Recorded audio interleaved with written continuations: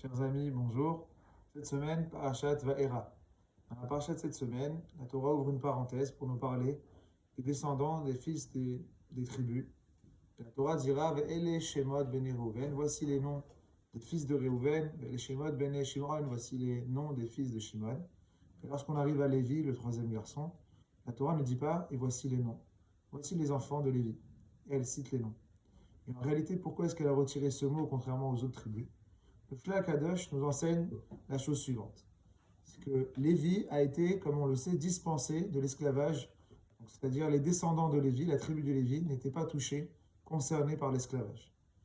Mais bien qu'ils n'ont pas été touchés par l'esclavage, Lévi a voulu donner des noms à ses enfants qui ont une connotation qui rappelle la solidarité qu'il voulait avoir vis-à-vis de ses frères. Même si il n'était pas touché par l'esclavage, mais il voulait quand même donner des noms à ses enfants qui soutiendraient ses frères qui sont eux en esclavage. Alors, quels sont les noms des fils de Lévi? Les trois garçons, Gershon, Kehat et Merari. Et les trois noms, on va donc expliquer chacun d'entre eux quel est le lien avec l'esclavage. Gershon, c'est donc, il y a le mot guerre qui veut dire étranger, comme Moshe Rabbeinu qui a nommé son fils Gershon, qui guerre a été Beretz Nochria car j'ai été étranger dans une terre étrangère. Donc ça rappelle le fait qu'on soit étranger. Le deuxième nom c'est Kehat qui veut dire foncé parce que les dents des béné Israël ont foncé, ont pourri à cause de la souffrance de l'esclavage. Leur peau a foncé à cause des souffrances de l'esclavage. Et enfin, le troisième prénom c'est Merari qui rappelle le maror de Pessah, c'est-à-dire l'amertume de tout l'esclavage. Et on voit donc que Lévi, les trois garçons, il les a nommés pour rappeler l'esclavage de ses frères. Un peu comme on avait vu dans les parachutes précédentes, Binyamin, qui souffre de ne pas avoir connu son frère Yosef plus que ça, et qui va nommer ces 10 garçons, avec, chacun en rapport avec la vie de Yosef, de son frère, en rapport avec son frère, tellement il l'aimait. Et donc le Shla Kadosh nous explique la chose suivante. C'est que les enfants de Lévi ont été nommés comme ça parce que Lévi avait un sentiment à l'intérieur de lui de solidarité. Il ne pouvait pas se détourner de la souffrance des autres, bien qu'il ne soit pas concerné. Très souvent, mes chers amis, on a ce réflexe quand on entend qu'il y a une catastrophe, qu'il s'est passé quelque chose. Le premier réflexe, c'est de dire ouf, c'est pas chez moi, c'est pas dans ma famille, ce n'est pas moi. Mais on ne devrait pas avoir cette réaction. Lévi nous apprend qu'il faut soutenir nos frères, être solidaire avec la souffrance des gens, même si ça ne nous concerne pas, même si ce n'est pas notre problème. Pourquoi? Parce que ça fait partie des qualités primordiales d'un juif. On doit être rachmanim, c'est-à-dire on doit être miséricordieux, on doit avoir de la pitié, de l'empathie pour les gens, et on ne peut pas se détourner, tourner le dos à la souffrance des gens. Il faut être sensible, même si ça ne nous concerne pas, parce que ça nous concerne. Développer cette sensibilité en nous. Voilà ce qu'a fait Lévi. Dans la paracha, on racontera également que Hachem dira à Moshe, Vegam ani shamati et akad bene Israël. Hachem Mitzrayim ha'avidim otam. Dieu dit à Moshe, moi aussi, j'ai entendu la souffrance des enfants d'Israël. Pourquoi il dit moi aussi, Hachem? Donc Hachem pose la question, pourquoi il a besoin de dire moi aussi? Comme si Dieu s'associait à quelqu'un d'autre. Eh bien, répondent nos maîtres. Hachem dit moi aussi, parce qu'il y a des gens qui ont vu cette souffrance. Il y a des gens qui ont vu la douleur de l'esclavage, vu la douleur des bébés jetés dans le Nil, de la mort, des coups de fouet, de toutes les souffrances de l'esclavage. Il y a des gens qui ont assisté à ça et qui ont souffert avec les esclaves et qui n'ont pas pu se détourner de cette souffrance, dont Moshe Rabbeinu. Hachem dit, moi aussi j'ai vu. C'est-à-dire, je m'associe aux personnes n'ont pas tourné le dos à la souffrance et je me mettrai avec eux. Et quand eux, ils feront des prières parce qu'ils ont eu pitié des autres, j'aurai pitié d'eux. Et parce qu'ils ont su développer cette sensibilité en eux, Hachem développe cette sensibilité, si on peut le dire ainsi, pour ces personnes-là et leur vient en aide.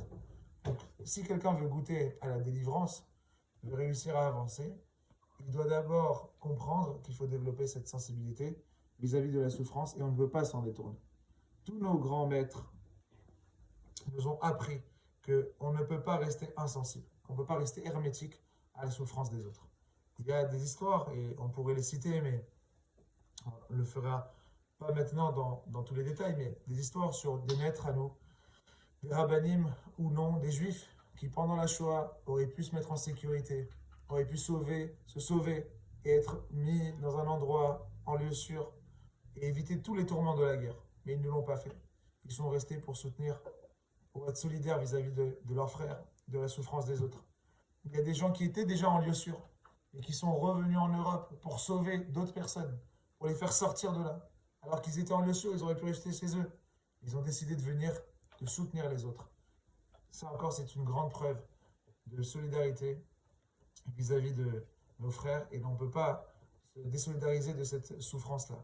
On a du mal à ouvrir les yeux parce qu'on est concentré sur nous-mêmes, on est égoïste, on se ressent sur nous et on n'ouvre pas les yeux. On n'ouvre pas les yeux sur la souffrance qui nous entoure.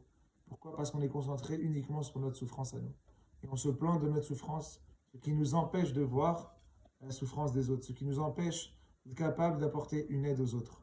Si seulement on prenait le temps de comprendre que les gens, ils souffrent, ils ont une souffrance à l'intérieur d'eux, et que parfois même, ils réagissent contre nous.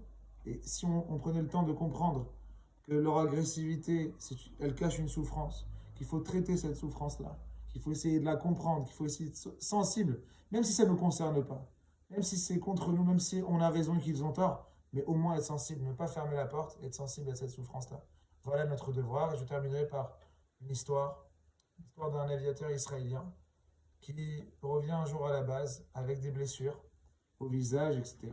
Et puis ses collègues lui demandent, mais que s'est-il passé? Alors il dit, bah, j'ai emmené mes enfants au parc pour mon jour de congé. Voilà qu'il y a des jeunes hommes qui ont commencé à insulter mes enfants, à leur jeter des pierres. Et je suis venu leur parler. Ils n'ont pas voulu m'écouter. Ils m'ont également insulté, jeté des pierres. Et voilà, je suis revenu dans cet état. Les amis ont tous été étonnés. On dit, mais quoi, tu n'as pas réagi? Comment tu n'as pas pu réagir à cela? On te connaît. Physiquement, tu as beaucoup de force. Tu aurais pu les retourner tous. Et il a dit, non, j'ai un autre projet pour ces garçons-là. D'autant plus que j'ai vu sur leur uniforme qu'ils avaient un petit signe, un logo. Et j'ai compris qu'ils venaient en fait d'une école spécialisée pour des garçons, des jeunes filles dont les parents ne peuvent pas s'en occuper.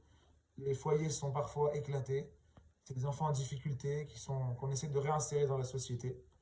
Et donc j'ai compris qu'ils avaient des problèmes. Et je voudrais que vous veniez avec moi maintenant, qu'on aille chez le directeur pour parler de ces jeunes hommes. Bon, très bien, ils l'ont suivi.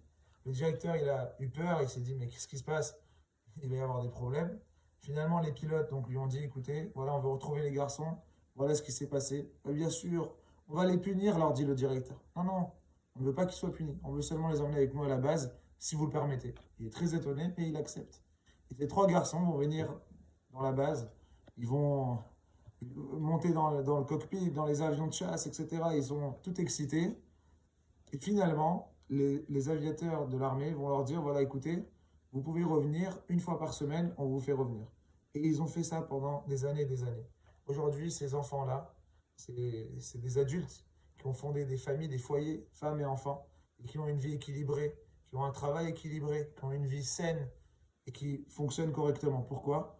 Parce que quelqu'un, un homme, a su se mettre de côté, a su mettre sa souffrance de côté, quelqu'un qui vous agresse, qui vous insulte, qui vous jette des pierres, il a su mettre ça de côté pour comprendre que cette personne qui est en train de m'agresser, elle est en souffrance. Et je dois prêter oreille à sa souffrance, m'effacer un petit peu pour accueillir sa souffrance, pour pouvoir l'aider et en faire quelqu'un de bien. Ezrat Hashem, que Kadosh Baruch Hu nous donne toujours les forces de pouvoir être sensible à la souffrance qui nous entoure et que l'on puisse réussir. Je terminerai juste par un petit détail, une anecdote qui m'a une fois marqué. Je me trouvais au mémorial de la Shoah pour Yom HaShoah et le directeur nous faisait visiter le mémorial et il nous a fait visiter notamment une partie, donc une exposition sur le génocide qui s'était passé en Arménie et sur le génocide qui s'était passé au Rwanda. On nous expliquait, nous qui avons vécu un génocide, on ne peut pas se détourner de la souffrance et on doit aussi être capable de nous reconnaître et de vivre et d'être solidaires avec d'autres peuples, juifs comme non-juifs, qui ont pu subir des souffrances, des exterminations. Et grâce à Hachem qu'on ait toujours la force d'avoir ce bon regard, qu'on puisse toujours avancer et évoluer. Skula Mizot, Shabbat Shalom, Mevorach.